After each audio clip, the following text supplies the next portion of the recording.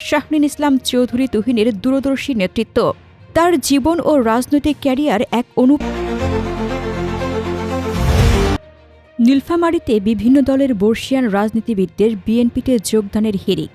নীলফামারী ২ আসনে তুহিনের নেতৃত্বে রাজনীতিতে নতুন মোড়।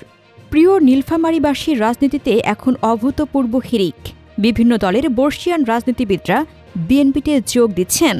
এর পেছনে রয়েছে ইঞ্জিনিয়ার শাহরিন ইসলাম চৌধুরী তুহিনের দূরদর্শী নেতৃত্ব, তার জীবন ও রাজনৈতিক ক্যারিয়ার এক অনুপ্রেরণার গল্প, যা নীলফামারীকে নতুন উচ্চতায় নিয়ে যাচ্ছে। চলুন বিশ্লেষণ করা যাক। ইঞ্জিনিয়ার শাহরিন ইসলাম চৌধুরী তুহিনের পৈতৃক বাড়ি নীলফামারী জেলার ডোমার উপজেলার গোমনাতি ইউনিয়নে। তিনি সাবেক প্রধানমন্ত্রী বেগম খালেদা জিয়ার ভাগ্নে। তার পিতা রফিকুল ইসলাম চৌধুরী রাজশাহী বিশ্ববিদ্যালয়ের সাবেক অধ্যাপক ও ডিন। মাতা সেলিনা ইসলাম খালেদা জিয়ার বড় বোন। প্রকৌশলী হিসেবে তার শিক্ষাগত যোগ্যতা তাকে উন্নয়নমুখী দৃষ্টিভঙ্গি দিয়েছে। রাজনৈতিক যাত্রা শুরু ১৯৯০-এর দশকে।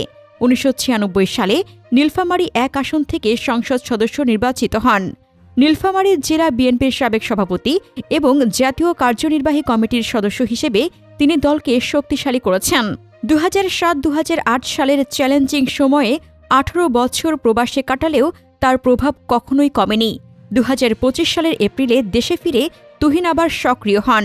অ্যাসোসিয়েশন অব ইঞ্জিনিয়ার্স বাংলাদেশের আহ্বায়ক হিসেবে প্রকৌশলীদের ঐক্যবদ্ধ করেন এবং নীলফামারী ২ আসনে বিএনপির মনোনীত প্রার্থী হয়ে রাজনীতিতে নতুন মোড় আনেন।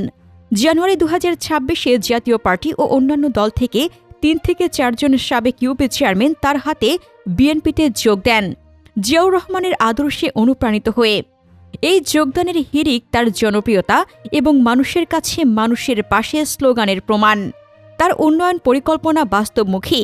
নীলফামারীতে একটি পূর্ণাঙ্গ বিশ্ববিদ্যালয় স্থাপন, ১০০ কিলোমিটার গ্রামীণ রাস্তা পাকাকরণ, অর্থনৈতিক জোন স্থাপন করে ৫,০০০ নতুন চাকরি সৃষ্টি, কৃষি প্রসেসিং জোন, ডিজিটাল শিক্ষা প্রোগ্রাম এবং মেডিকেল সিটি গড়ে তোলা। এই পরিকল্পনাগুলো নীলফামারীকে আধুনিক ও সমৃদ্ধ জেলা হিসেবে গড়ে তুলবে। তুহিনের নেতৃত্বে নীলফামারীর রাজনীতি এখন ঊর্ধ্বমুখী। তার প্রকৌশলী দৃষ্টিভঙ্গি, পরিবারের ঐতিহ্য এবং মানুষের সাথে সরাসরি যোগাযোগ তাকে একজন দূরদর্শী নেতা করেছে। এই যোগদানের হিড়িক শুধু বিএনপির জন্য নয়, পুরো অঞ্চলের উন্নয়নের সূচনা। তার এই পরিকল্পনা বাস্তবায়িত হলে নীলফামারী হবে সমৃদ্ধির মডেল। ধন্যবাদ পাশে থাকার জন্য। সাবস্ক্রাইব করুন এবং শেয়ার করুন।